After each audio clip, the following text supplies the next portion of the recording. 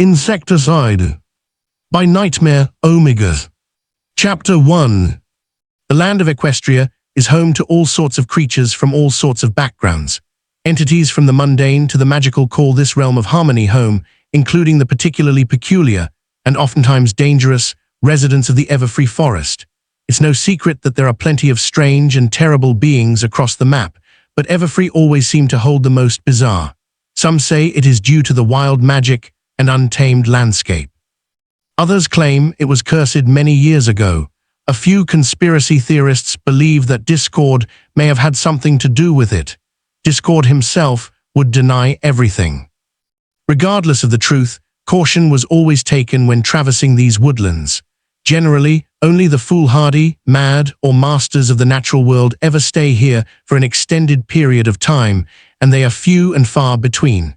Oftentimes, no pony else is ever around, perfectly secluded and private for every deed.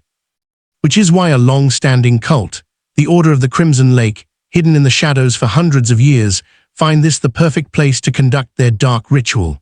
Shunned by society for their malpractices, as well as mocked by other occult circles, these fools strive in the name of vengeance to summon a being of great and terrible power to grant them their wish: subjugation of all of Equestria and domination over every living being.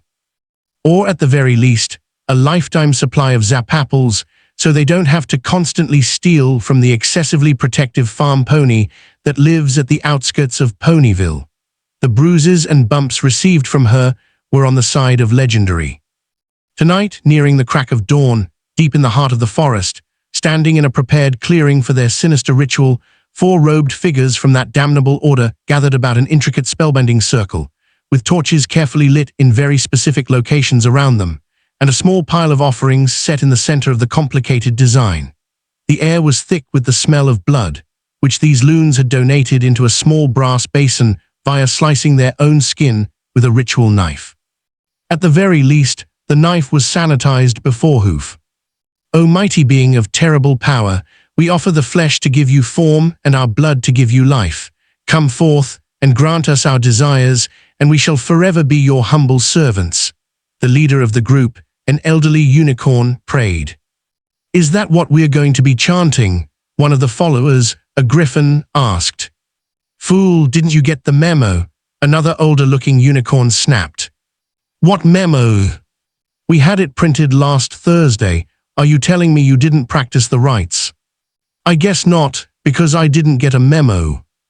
Oh, for the love of Celestia, the leader interrupted. It doesn't matter if any of you practiced or not. It only matters if one chants the passages needed for the summoning. The rest of you chanting is just for dramatic effect. Wow, and here I was beginning to believe I'd be useful for once. The last of the members, a cow, had bemoaned. Your blood was useful. Would you all shut up? The time is almost nigh for the ritual to commence. Raise your daggers to the sky. With a collective sigh among the other 3, they reluctantly drew their blades from their robes. Well, all except for the griffin. Izahi. No, don't tell me. You left it, the letter seethed. At home, yes. I'm surrounded by idiots, the leader muttered. Fine, here. With that, he tossed the griffin a secondary dagger, whom picked it up and brandished it towards the sky. Don't you dare lose that one. It was my grandfather's ceremonial dagger. It's worth more than all of your feathers. I won't, jeez. All right, is everyone ready now? What should we do if we don't know the words? I didn't get the memo either. Really, he desired to say so many things out of the heightened frustration he was feeling, but remained composed enough to avoid blowing up on them and blowing this whole night. We don't have time for this. Like I said, only I need to know the chant anyway for the ritual to work. You 2 morons just hum or something. Sound ominous, I don't care. All right, no need to be a jerk about it. I'm going to kill everyone here once this is over, he thought bitterly, so I don't have to put up with this nonsense another day. Clearing his throat, he began to chant. The only other member that actually knew the words began to follow suit, lowly chanting in tandem with the leader. The other 2 just hummed, trying to keep in tune and not feel silly over the whole situation. After a few moments reciting the chant, The leader concluded with, "Now, rise up before us and grant our deepest desires." Silence befell the group as the leader looked up to the sky, hopping in the anticipation. As the seconds passed, the hope began to rot and doubt began to set in. In a snap decision, he pulled out the book, opened it to the bookmarked page, and quickly reread the ritual rites. The circle was correct. The fires were lit correctly. The passage was recited perfectly. He then looked at the offerings and noticed something was off. He didn't realize it the first time around due to the bickering among his members, but now that his focus was shifted, it was hard to miss. "You did get all of the offerings that were described, right?" the elder leader unicorn asked. "Of course," answered the griffin. "I'm not some kind of chucklehead that can't get his shopping done." There was a pregnant pause before the cow spoke up. Actually," he stuttered. "Oh no," the other unicorn groaned. "Don't you dare tell me," the leader barked. "I couldn't find any actual meat. Sorry, man. I did find imitation meat. They claimed it was almost like the real thing. You couldn't tell the difference." "I could tell the difference, and I'm vegetarian, you dunce," the leader roared in anger before slamming his book shut. "Whatever, it seems like the ritual is a dud. I can't believe I have to work with such incompetent." There was a sudden shake of the ground as the spellbinding circle began to glow ominously. "Did it actually work?" the subordinate unicorn questioned. The blood in the basin began to bubble as the light from the circle grew with intensity, a hateful, orange color, as the offerings soon had a strange black pool form below it. Said offerings then began to sink into the ground and disappear from sight, right before a shrill screech could be heard. The ground shook once again as something began to rise from the black puddle. "I have a really bad feeling about this," muttered the cow. Chapter 2. Thirsty. Black nothing get boring, tree not call for us in while, very bored, hungry, itchy. Others also bored, walk around in nothing, sniffing in nothing, found something, investigate, smell of blood like blood. Thirsty scuttle to something, sniffing again, something close, give cry of joy, start to dig.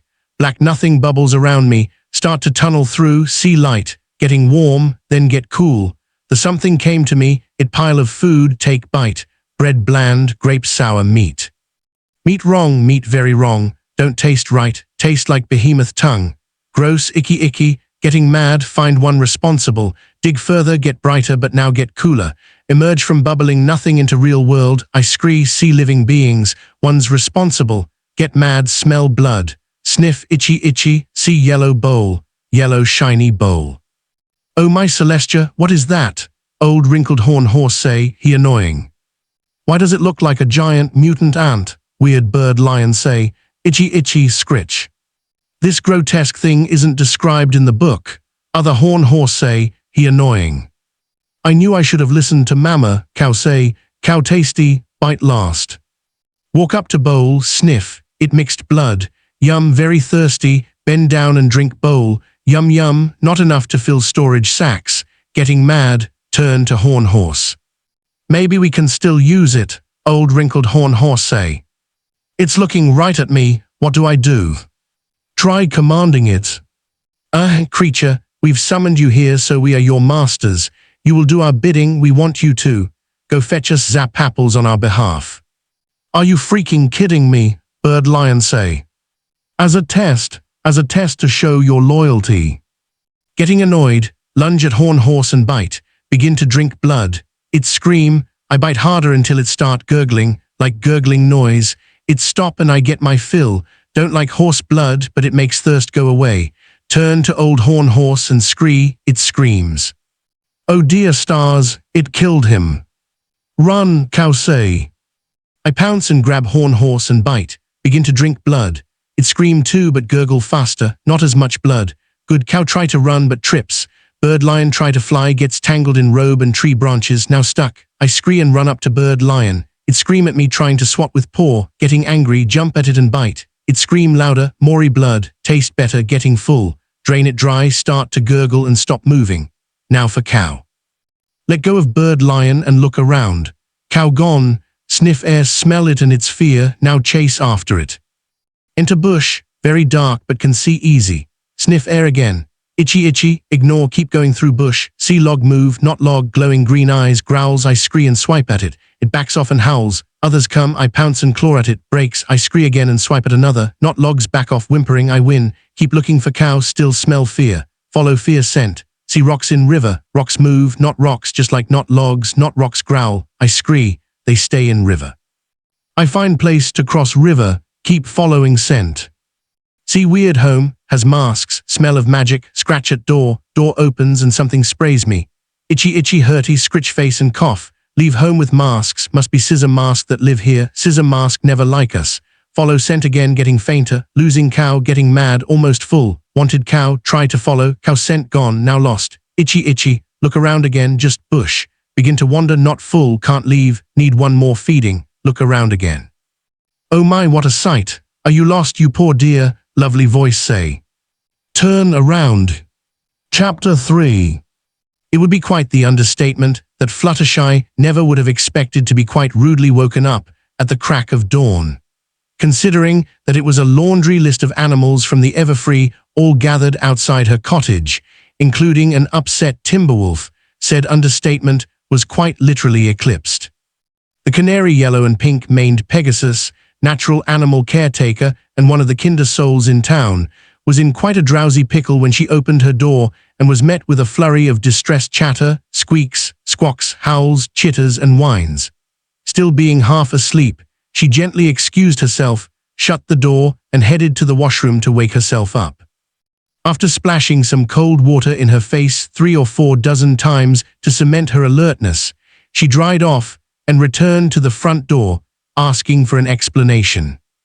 The cacophonous jumble of animal noises all seemed to drown each other out in a bid to explain their own version of the story first.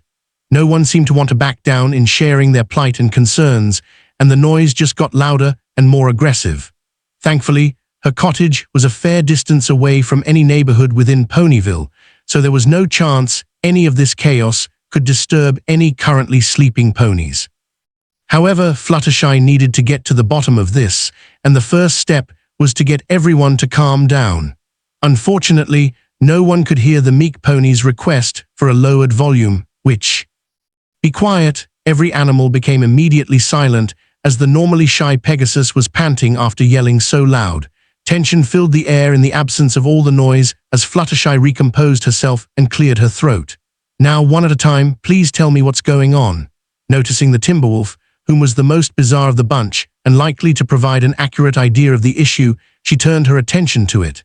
You first, Mr. Timberwolf. The wooden construct of a canny's shared its tale of woe of how it and its pack were making their early morning hunting rounds when all of a sudden a cow had come charging through their territory in a panic. The disturbance was enough to pull them from their duty to investigate, but by the time they reached the location, a new and entirely alien scent had permeated the air, the mix of various different kinds of blood with the odd smell of fungus. In no time at all, the Timberwolf explains, they tried to size up the creature, but it acted with aggression and proved to be far stronger than what it seemed to be.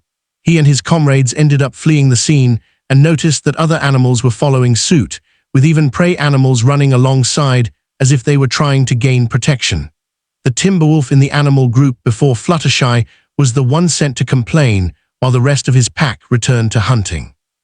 Fluttershy then began asking the other animals and received relatively the same story, with a few small differences. One squirrel decided to be cheeky and claimed the Timberwolves were all hapless cowards before the new creature and had subsequently wet themselves as they fled. The present Timberwolf responded by eating the squirrel, eliciting a shocked gasp from Fluttershy before she let it go for obvious reasons. Okay, I'll go and investigate.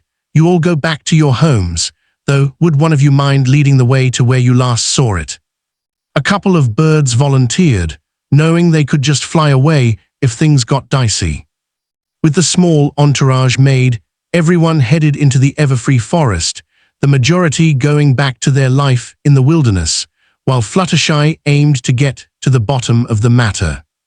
It didn't take very long for her to get decently far into the forest, especially to a relatively quiet part.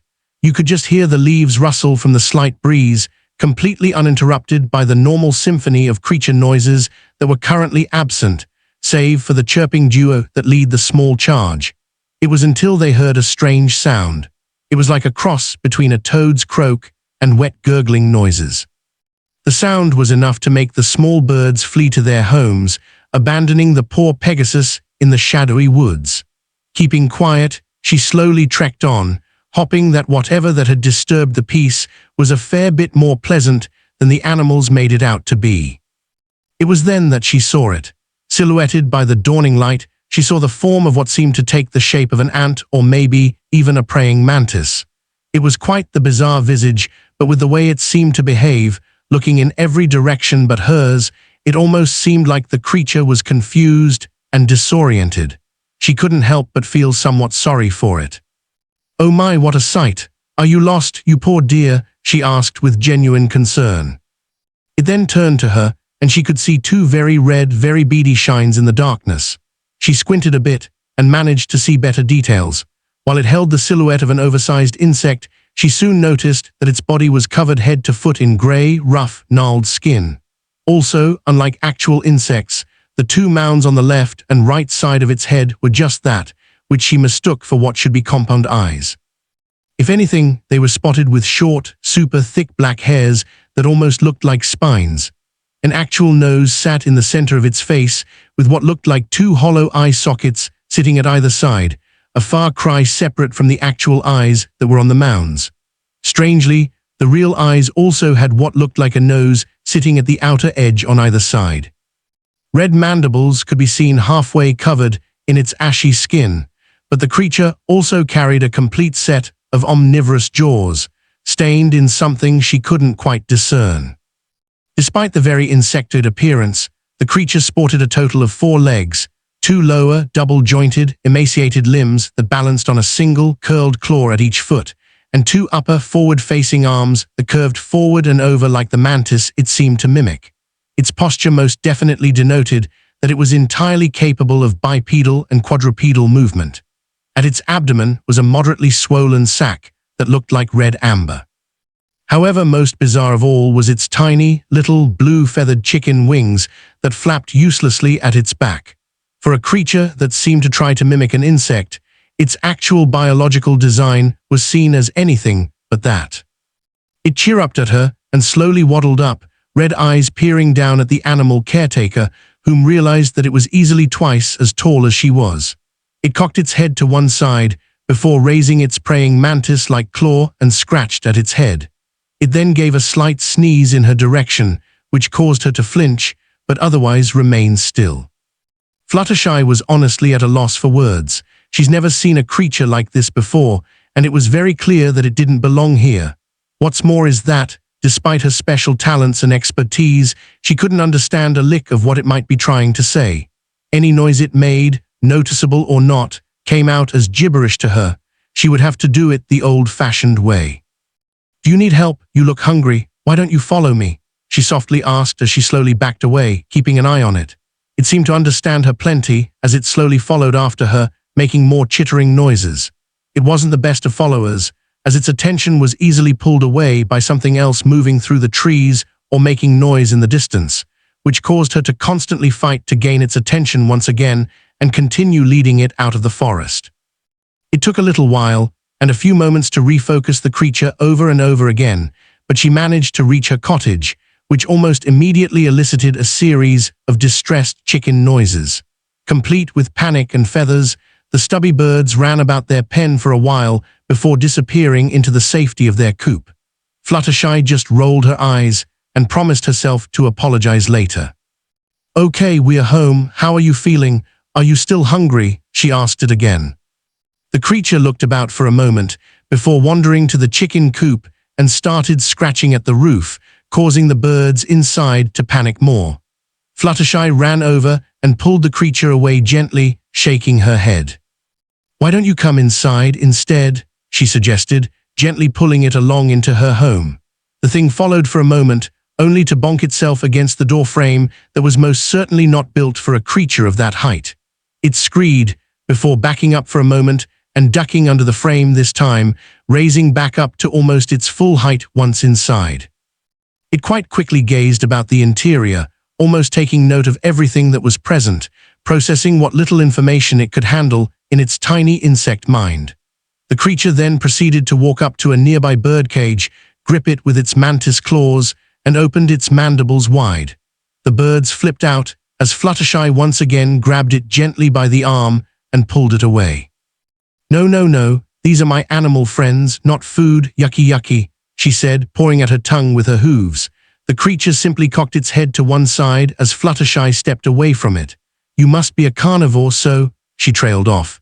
It was quite rare she had a carnivore guest in her cottage, for obvious reasons, but she always was prepared for such an emergency. While red meat was extremely rare, if not scarce, she did have at least a serving or two in an icebox, magically sealed and preserved so that it would last as long as it needed before it came time to use it. Procuring such a commodity was beyond nightmarish, even if you knew where to look.